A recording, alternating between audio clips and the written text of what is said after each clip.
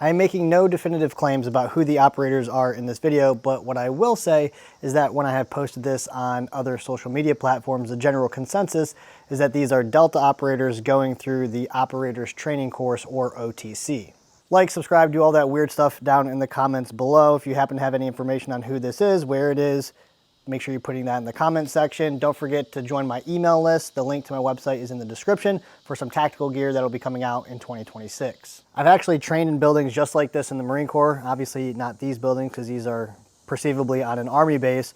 But what I can tell you about these structures and these buildings and these tactical training villages is that some of them are so vast, and the frequency in which you train at them really isn't necessarily that often, that you don't have an opportunity to actually learn the layout of these structures. And inside of these structures, like you'll see here, they're almost like a maze. And so consider the fact that this is a CQB run by guys of whatever caliber that are basically entering an unknown structure that they haven't been in and trained in 1,000 times. Now, the reasons why I believe this is probably Special Forces is because they're flying in on a Chinook, fast roping off of that aircraft.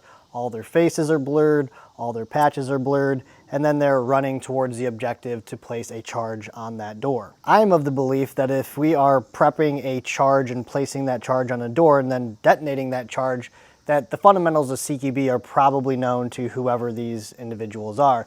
Now, you might be asking yourself, why would somebody not want this on the internet, or why would this be removed from the internet? Well, I originally found this video. It was posted by a company that I think is run by Rangers, and they got a lot of crap for the video because of the CQB tactics that you're going to see in the video, and because of all the crap that they were getting, they were actually asked to take it down by just people on the internet, and that's what they did, which is a kind of a whole nother issue, because we're taking down videos where it doesn't fit the cultural norm of what the internet believes CQB is and what CQB looks like, and so let's take it down because it doesn't look the way that we want it to look. As they make entry, the one man goes to the first open door, which is on the left, and it appears that as soon as he enters the threshold, he immediately snaps to the left hard corner while entering this corner fed room. And I'll use a clip from a video I did years ago on my previous channel to explain why this is probably a bad idea. Usually when you see people hitting corner fed rooms that fast, there's some considerations. One, they're probably doing it in a location that they're familiar with. Two, there's not a lot of things to look at inside of the room. And three, they know what targets they're actually looking for. If we're moving at that speed, coming through corner fed rooms and immediately forcing our barrel into the unknown corner, there's a good chance that we haven't done our actual job at scanning the entire room and collapsing it back down to within a meter of our partner. Of course, if we enter the room and we are met with opposition, we're met with somebody who needs to be dealt with, that's going to take our attention off what we're scanning and force ourselves actually to the corner. Because unlike most training locations, there's going to be a lot of things to look at, both in residential structures and commercial structures. And in that situation, that could mean that we've actually bypassed our area of opportunity to engage the suspect, who may not be standing in the unknown corner and could be in an adjacent room beyond the room that you're actually in, or in another area behind furniture, hiding under a desk, or something of that nature. Again, my philosophy is that we want to take the first available opportunity to engage the bad guy. So if that happens to be you because you're first through the door and it's within your sector, then you should be the one to do that. Now, you want to be careful when you start moving at such a speed through the threshold that you're actually sacrificing that idea.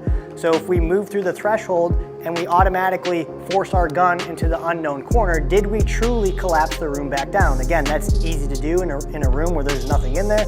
That's easy to do when you know what the targets are, and really easy to do when you know where the targets are, okay? So is that realistic? It's the fastest way to get the round to the target in this training scenario, but I really didn't scan this part of the room, okay?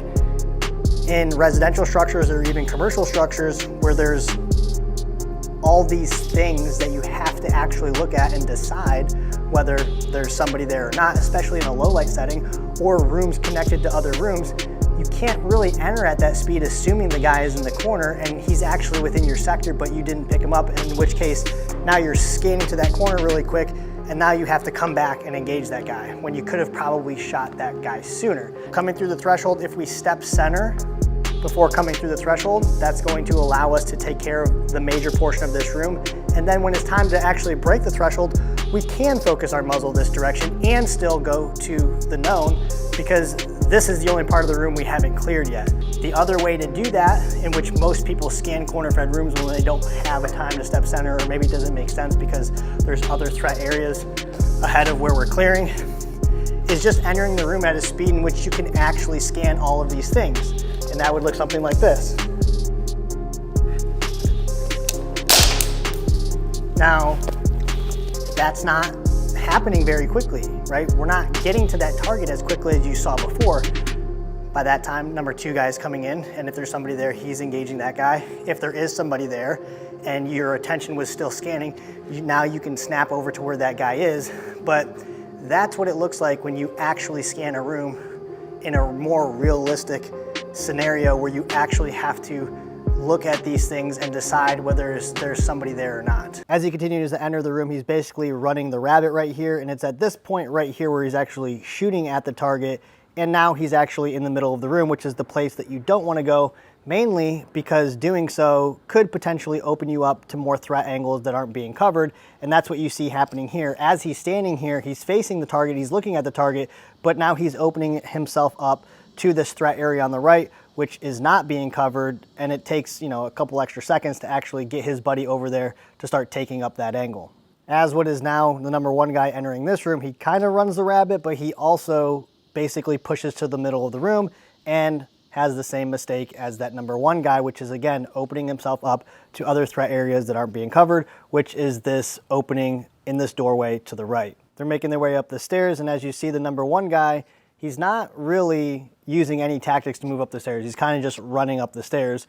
And if we continue to follow the video, you see the number 2 guy, he is actually using some tactics where it's like, okay, in front of me is clear because my guy's in front of me, but now I need to start scanning, back to the right of me to this dead space as I'm moving up the stairs, which is what the number 1 guy should have done, although he kind of just walked up the stairs and looked back towards that threat area without actually pointing his gun that direction. As they continue here, the number 1 guy is faced with a dilemma. He has 2 open doors directly in front of him, but he also has dead space to his left. He makes the correct decision here and pushes to the left because he's already looking at these open areas, and these open areas, there isn't any bad guys shooting at him.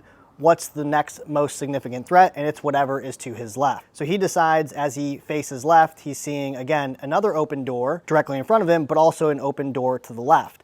He makes, again, the correct decision, which is to take this open room on the left, because if he doesn't do that, he advances towards any of these other doors instead, he's opening himself up to a potential threat in the area to the left. Now the number 2 guy, instead of following him in there, just lets him go in there by himself. So they're making one-man room entries, which isn't something that you should really do unless you have no other choice.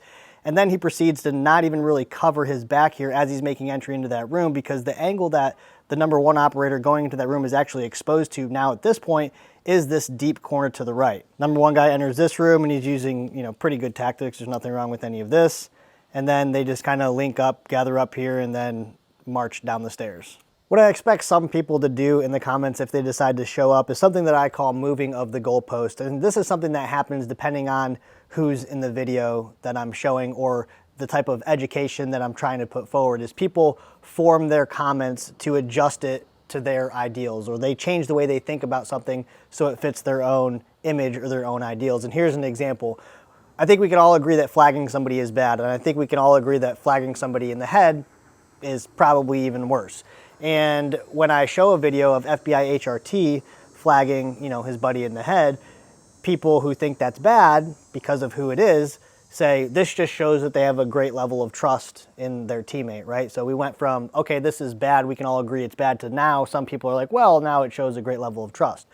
Here's another example. There's a video online, most of you have probably seen it, of some former SF guys going through some shoot house, ammunition house type of training, and they're shooting at paper targets and they're kind of going as fast as they can. And I think we can all agree that shooting a hostage, even if it's a paper target, is a bad thing to do. It's something that we shouldn't do, and we should hold ourselves accountable if we do that. And in this particular video, they're running really fast, and that's kind of the point. But the last target that at least this one person engages that we see, he shoots a lot, I would say 6 to 9 times at this target probably, and it's a hostage taker. So he just like kills them both, right? And they kind of chuckle afterwards or whatever. And, you know, again, we can all agree that shooting a hostage is bad, even if it's a paper target. But then when you talk about that video and say, hey, you know, maybe we should make sure that we're put more emphasis on being right than being fast in some situations, people go, well, this is what's going to happen when you're pushing yourself. So if you're pushing yourself, it's okay, right? But that's the only things that they say, depending on who's in the video, right? They wouldn't, if that was me posting it, I mean, the internet would never live it down, right? If it was me and my buddy demonstrating CQB and, you know, people were able to point out that I was flagging him in the head, people wouldn't say that that shows a great level of trust, right? If I am doing some, you know, CQB run and I smoke a hostage and I think it's, you know, a joke or whatever, and I not only just like accidentally shoot the hostage once, like we should be doing in a hostage taker scenario, shooting the bad guy once, but I shoot him a lot, nobody would show up to the comments and say that it's okay because you're doing that for speed. You're doing that because you're actually pushing yourself and testing yourself. So in that situation, it's okay. And again, so what I'm getting at here is this is a CQB run by guys who probably know better than at least some of the mistakes that they were making, right? I think we can all agree on that. But there will still be people, and there have been in some of the other platforms that I've posted some of this video on, who show up to defend what they're seeing, right? And so I tend to look at things based off of the information and absent of who it is. And I can do that objectively because that's just kind of being honest about what you're seeing. It doesn't matter if it's a patrol guy or a FBI HRT guy. Absent of who it is, you should be able to make a decision on whether what you're seeing is what you would consider to be correct.